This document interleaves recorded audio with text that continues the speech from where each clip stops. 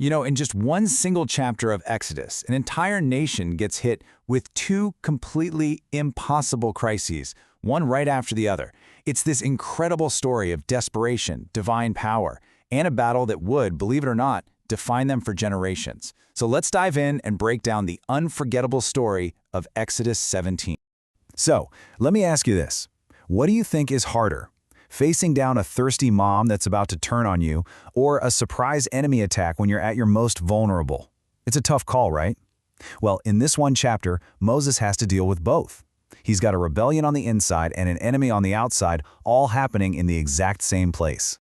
All right, here's how we're going to walk through this incredible story. First, we'll look at the thirst for rebellion, then the miracle of the rock that wept. After that, the sudden ambush in the desert, and finally, we'll see the weight of victory. Okay, so let's set the scene for the first crisis. The Israelites are deep in the desert. They've been traveling for a while, and the one thing they absolutely need to survive has just completely run out. You can just feel the pressure building, about to explode.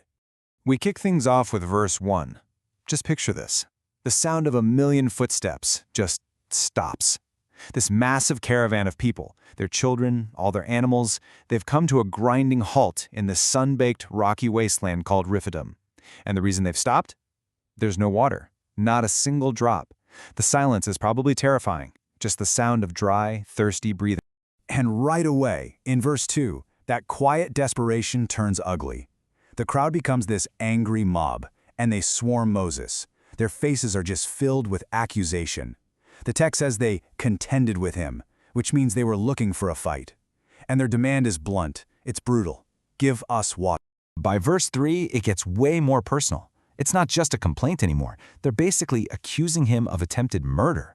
I mean, just imagine a mother holding her dehydrated child, pointing at his little parched lips, and then looking right at Moses, screaming, "Why did you bring us here? To kill us with thirst?" The fear and the anger are just off the charts. Verse 4 is Moses at his absolute breaking point.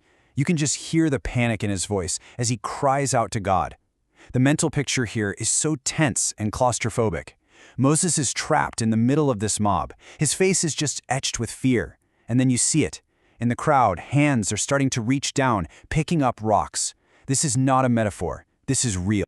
But, right when things are about to get bloody, the whole story pivots. Moses turns from the people and turns to God. And the answer he gets is not what anybody was expecting. We're about to go from total human desperation to a direct, divine intervention. So in verse 5, God gives the command. And just imagine Moses, who was seconds away from being stoned, now walking with this renewed sense of calm. He parts the angry crowd, the elders of Israel right behind him.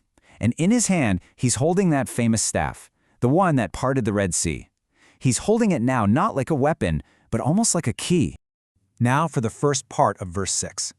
The instruction is so specific.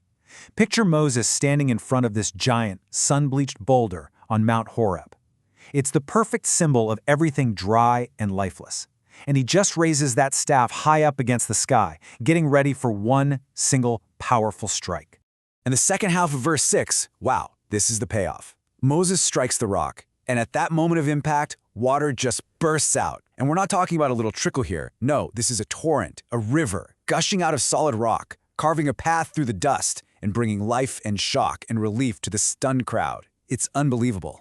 And this brings us to the really crucial point in verse 7. Moses actually names the place to make sure no one ever forgets what happened there. He calls it Massah, which means testing, because they put God to the test.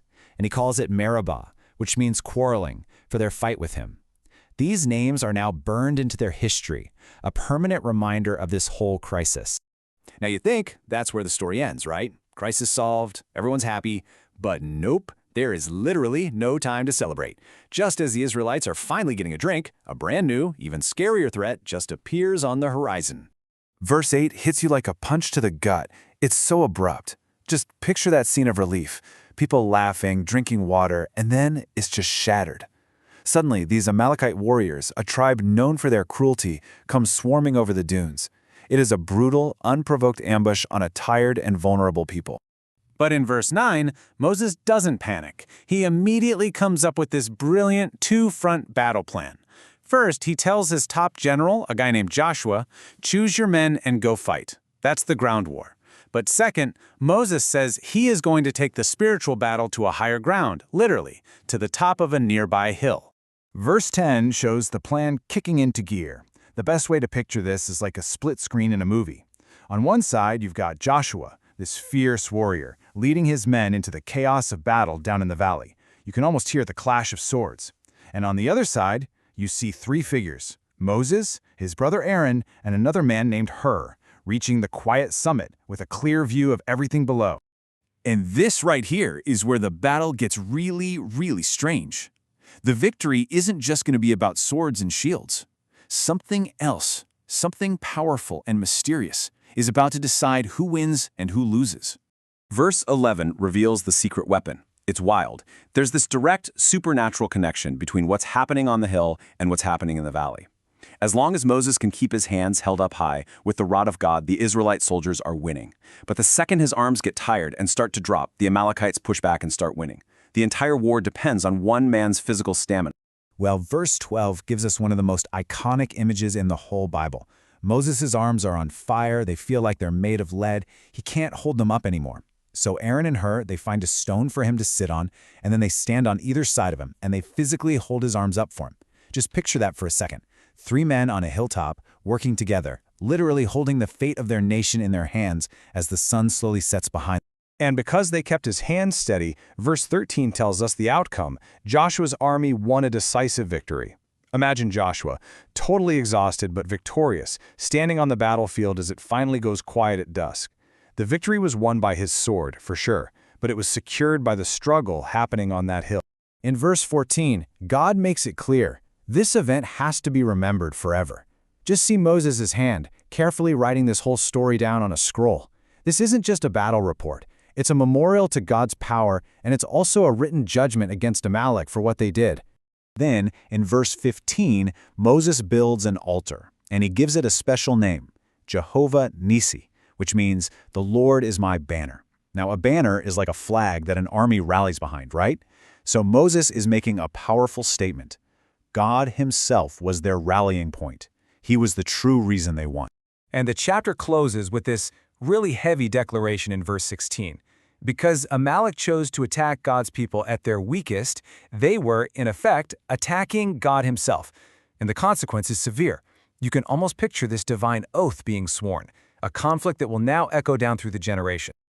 So as we wrap up this incredible chapter, we're left with a pretty deep question. We just saw two completely different kinds of battles. The first was a battle of faith against their own doubt and thirst. The second was a battle of force against an enemy army. It really makes you think, which one of those actually requires more strength to win?